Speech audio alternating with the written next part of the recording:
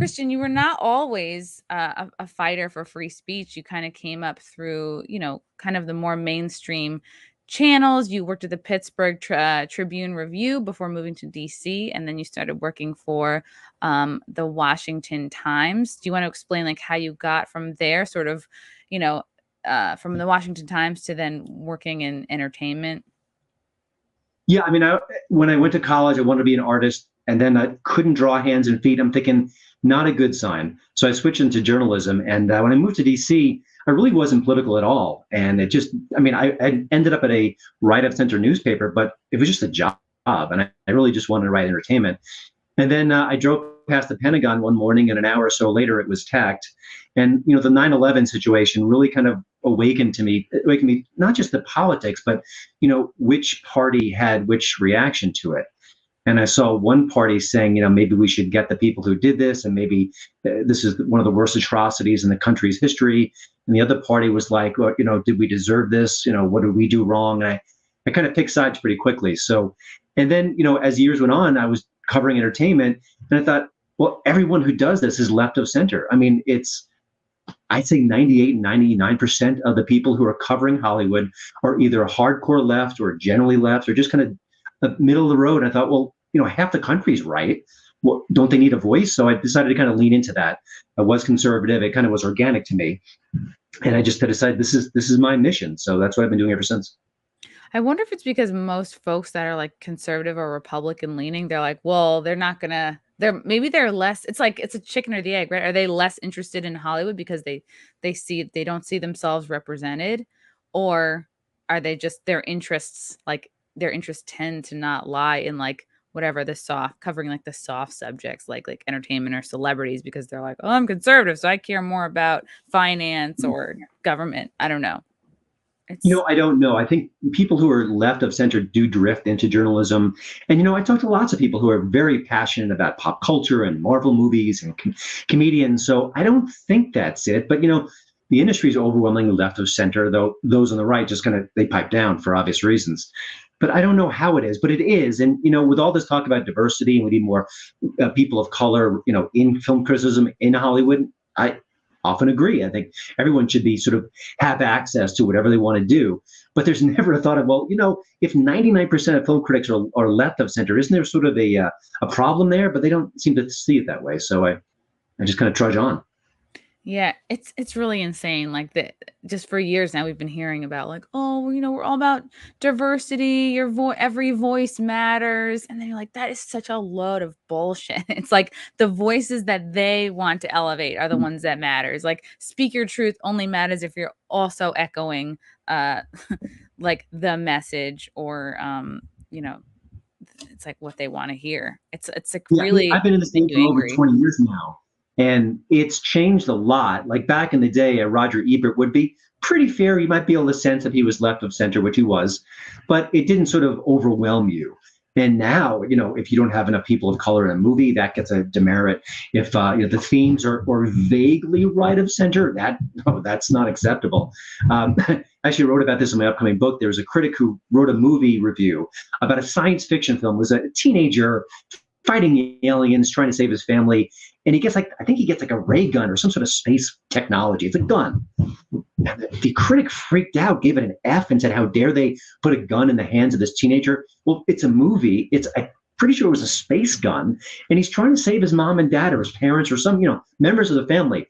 How is that, not applicable here? And also, why would you give it an F for that reason? He was just outraged. And this was a mainstream, news organization. I think it was Entertainment Weekly did this. So, we're not talking about The Nation or some sort of far left outlet. This is what we see. And then, they are trying to steer Hollywood in that direction. They don't want sort of a full expression of ideas. And to me, it seems like most celebrities are just like happy to go with the flow of whoever's going to pay them. And like, if they stand for something different, they're certainly not going to make that known because it's like, they're just trying to get that bag. They don't want to mess with their coins.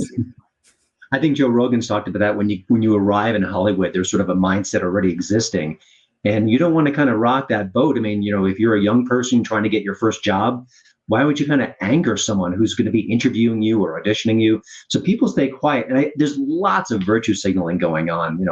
there's some sort of event going on. You kind of put something on Instagram. I don't know if half these stars believe it or care about it. They just think this is like career survival. I kind of feel for them to be so nervous about your career that you have to kind of do these things, but they do it. And some are true believers, but I think a lot of them it's just fear. Was 9/11 the first event that made you question, mainstream messaging or mainstream news? No, and I don't think it was as bad at the moment. I was really kind of not aware of the biases in the press, and that sort of grew over the last maybe 10, 15 years. But boy, I mean, the bias is on steroids right now. It is comical. And I have to say, I really am surprised that people who are either center left or independents, I don't know how they don't see it. It's so obvious. Maybe the best example is the Hunter Biden laptop story where, everyone's Yeah. on it. Big tech just wiped it out. Journalists were saying, well, it could be Russian disinformation with no facts, with no sort of curiosity. No, I'm not a news journalist. I'm an entertainment journalist. But when you think, oh my gosh, this is a great story, I've got to hunt this down. If it's fake, I got to debunk it. If it's true, I'm all in. Like, where's the curiosity? It's all activism right now. It's shocking to watch. And it seems to get worse every week, which doesn't seem possible, but it is. The Hunter Biden laptop thing really shocked me too, because it's like, if you wanted to at the time, like, you could pull up like real images that were like as disturbing as so many of them were, like real images from the laptop. It's clearly him. They would blur out like whoever they thought it might have been, Lady Gaga with him, or like some other unnamed bunch of girls, like their faces might have been blurred out in some of them, but you're like, that's clearly him, and he's clearly smoking a crack pipe. That's clearly him in a pink scarf in front of, and I'm like, man, this is a vain dude. Like, I take a lot of pictures. Like, I don't know. I was like, is this guy taking photos? It's like selfies and videos of himself every time he lights up a crack pipe, every time he's just chilling. Like, he had recorded like fights with what was it? His brother who died, like the wife that he ended up like banging and seeing. I was just like, yeah, why are you recording like your fights and recording? Like, it seems like a lot of meaningless things he was doing. I mean, not like smoking crack is, maybe that's worth capturing for him. But That's right. I was like, this is really him. Like, these are actually him. How do you deny that? And I'm sure enough people saved them that you could still, even now, see these images and see this content. Yeah.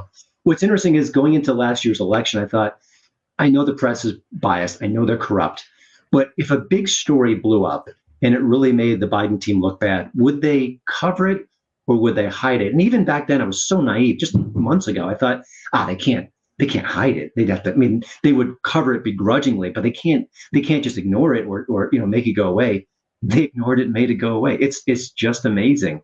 And listen, Hunter Biden obviously thinks he's a millennial with all these selfies. So I mean, God bless him for feeling so eternally young. Yeah, he acts like a 20-year-old chick who just like just left college. You know what I mean? Like, I don't really know what I'm doing myself. I'm trying to find myself. Like, I had a time, I was doing some drugs, but now like I'm painting, you know what I mean? Like, buy one of my paintings. Or like By the way, Chrissy, Morgan Wallen, the country star, said the N-word in a private moment that was caught on video, went viral. I mean, his career has been just devastated. And yet Hunter Biden used the N-word. I think he used maybe an Asian slur as well. That was revealed and nothing happens to him. I mean, I don't know how a sane person can see those two events and just say, oh yeah, the press is honest and fair. I mean, I don't know how you keep up that facade, but it's there. I mean, I know all my friends who are left of center. They don't see a problem with that.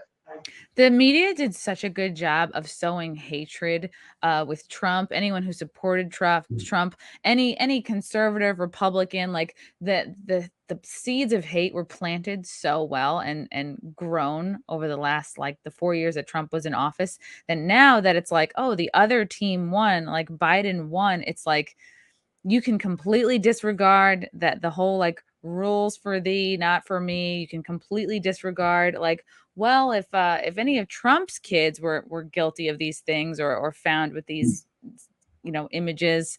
Like they can completely put that out of their mind because they're just so happy that their team won, that like nothing has to make sense. Things don't have to be fair and equal between the two sides.